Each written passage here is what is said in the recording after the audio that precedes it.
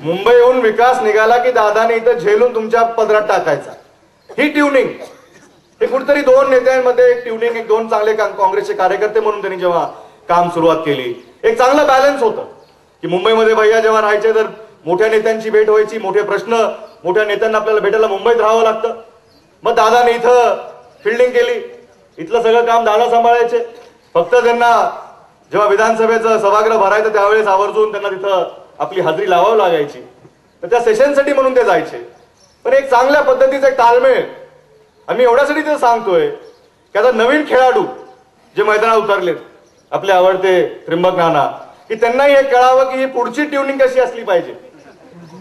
आता मुख्य बॅट्समन भैया आहेत ह्या सगळ्या पिचवर, दादाने त्यांची साथ दिली 5 वर्ष. आता दादाने जसं सांगितलं, एक मोठा पाडा इथं आहे की सरपंचापासून केंद्रीय मंत्रीपदापर्यंत जाण्याचं या मतदारसंघाचं एक कौतुक आहे.